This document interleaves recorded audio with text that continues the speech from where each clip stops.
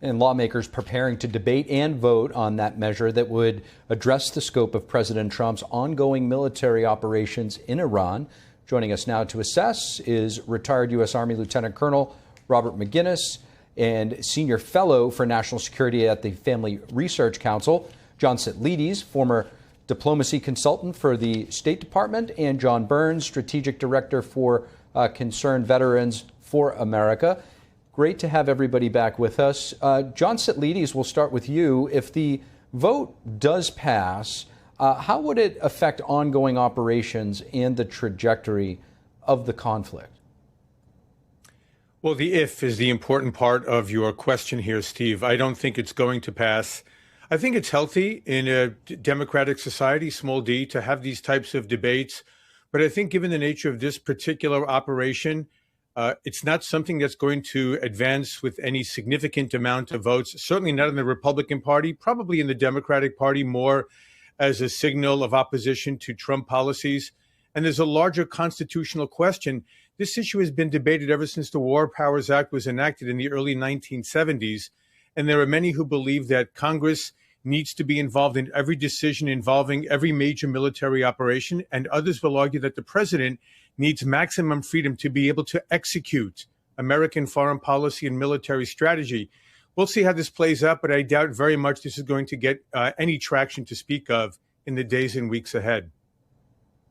Colonel, to John's point, enacted in the 1970s, we've had multiple wars since then, so none ever making its way through Congress. So what options would the president have to continue on if he needed to? And from a military standpoint, how disruptive might it be should congressional restrictions be placed in the middle of an active campaign?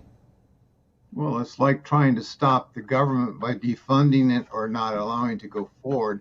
You know, the military is already, forward stationed in 8 countries, 19 facilities, and a major flotilla in the Med as well as in the Persian Gulf and in the Indian Ocean. So we have a lot of people over there. You just don't turn them on a dime and bring them back. So, it's ludicrous to suggest from the opposition's perspective that we're going to turn this off easily. So, we'll continue the operation. I don't think with, the majority that's still on the Republican side in the Senate and the House that you're going to see a lot of traction that's given to the opposition, especially, when you have an Article 2 decision to really put us in danger and that troops are well forward, being killed. Obviously, we've lost 6, regrettably, already.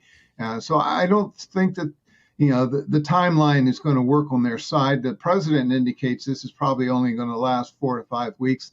I don't expect it to be extended. I think they're going to keep it in the air as much as possible. I do not anticipate boots on the ground, but if that happens, Katie bar the door, we'll have to reevaluate. John Byrnes, as the Colonel pointed out, we've already lost 6 American service members to this very young conflict. We're in an age right now that's somewhat unprecedented for a conflict of this size.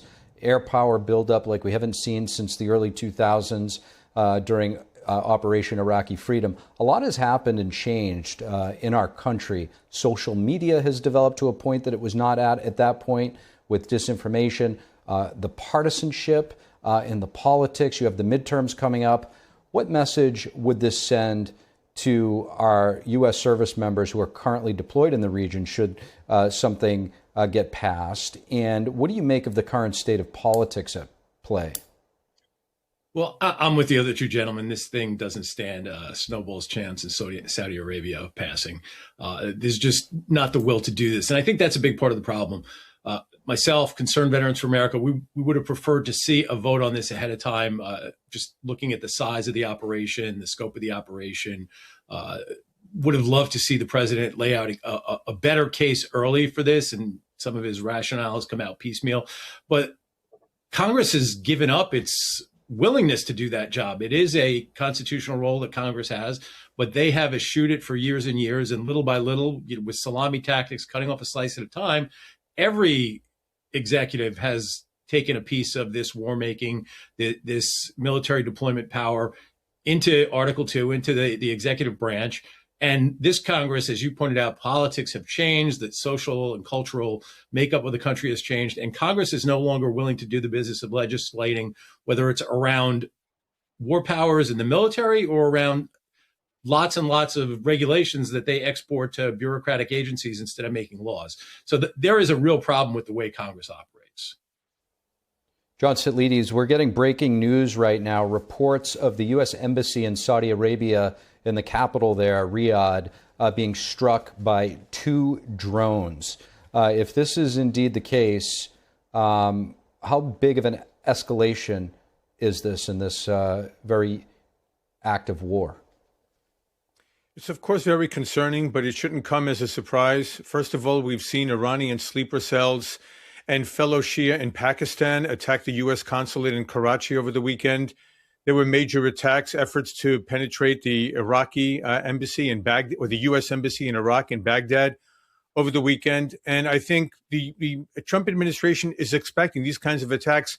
Look, they've been attacking American bases throughout the Middle East. They've been attacking jewel properties of Gulf Arab countries. I believe it's 7 or 8 countries that Iran has retaliated against for the U.S. and U.S. and Israeli strikes against Iran on Saturday and since then. So there are going to be these kinds of attacks. I think the Saudis are depending on the United States to work together to defend their facilities, whether it's the U.S. embassy, that's sovereign territory that the Saudi government has every obligation to defend, as does every country, the embassy of every other country on its territory, but also to work to ensure that the oil refineries are safe, that petrochemicals, oil and gas are getting out of the Persian Gulf to the extent possible. And the larger concern is to the extent to which the Strait of Hormuz, even though it's not de jure closed, it's de facto closed. There are 1,200 tankers that are anchored throughout the Strait of Hormuz, and the major global insurance companies won't cover them for war risk anymore. So we could see very significant short-term disruption in oil and LNG out of the Persian Gulf. But I think you'll see many more desperate attacks by the Iranian regime against these types of targets, whether it's the U.S. embassies in the region, U.S. bases, or major properties and assets of its Gulf Arab neighbors. Colonel, I want to get your thoughts. U.S. embassy struck by drones in Saudi Arabia. What does this tell you about Iran's ability to target the United States, in the region? Well, I'd be more concerned about sleeper cells here in the United States proper, but in the region, clearly we're a big target. We have the Fifth Fleet. We have bases in Kuwait. We have a lot of people in Saudi. And all it takes is somebody with a couple of drones literally in their backpack, launch them at a particular target and then disappear. So it's like a terrorist attack with a suicide bomber. They can walk into a crowded room and kill a lot of people. The same sort of thing is going to continue. We've had these threats in the Middle East for decades and decades. You go back to '83 when they bombed the barracks there in Lebanon and killed 300 Marines. A lot of blood on the hands of the Iranians. We've had some experience. I think we're going to be very sensitive about the target-rich environment that a suicide bomber or somebody with a little drone in their backpack might use against us. So it's to be predicted. John Byrnes? Well, I think this is part of the reason we saw the Secretary of State earlier issue a warning for all Americans to leave the Mideast from Libya all the way to Iraq. I agree. The threat here is it's there. We saw that one of the remaining imams, 2 of the remaining imams, ordered a fatwa against the United States there. I think you've got a kind of a fail-safe situation where groups, proxies that had been held back and told to wait for instructions from the Iranian Revolutionary Guard Corps are now free to act as they will. So I think we're going to continue to see small outbreaks of terrorism. I served in the Army National Guard during the outbreak of the Iraq War, and we were placed in New York City subways and train stations. I think we're going to see more of that. I would be watching a state National Guard offices and their press releases. I know New Hampshire has stood up their state National Guard for this, but I think it's a very clear threat both here at home and overseas. And John, Sitilides, as you mentioned yesterday, the American embassy in Pakistan attacked by pro-Iran rioters. How do we ultimately protect American citizens and entities abroad from attacks by Iranian sympathizers and agents at this point? Much of this depends on intelligence cooperation with the host countries. Obviously, we need to have a very robust military presence around American assets, whether it's embassies, major corporations, and obviously the many bases that we have in the Middle East and around the world. But in the Middle East, we have 35 to 40,000 American servicemen and women. I believe they're very well defended, but right now we're in a very kinetic theater of military operations. So it is very high risk. There's no doubt about it. And the president's been very honest. This is a dangerous situation, but much of this depends on the best intelligence cooperation with countries and partners like Israel, like Saudi Arabia, like UAE. Iraq might be a little bit sketchy because there are such pronounced Iranian influences in the Shia majority government in Baghdad. But I think we're doing the best that we can in a very difficult situation. And I pray, as we all have stated out earlier in this interview, that this hopefully will be weeks. But the problem, I would say, Steve, is that Iran has agency here also. And the president may say this is going to be 3 to 4 weeks, but the Iranians may be looking to absorb as many hits as possible in the beginning, have the U.S. and Israel expend as many of their munitions as possible, and then come back with massive waves, whether it's later in March, April, May.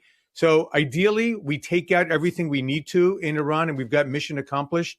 But we're in fog of war. This could go on for days, weeks, and months, and time will tell. But we pray the best for our servicemen and women and for their military and civilian leaders.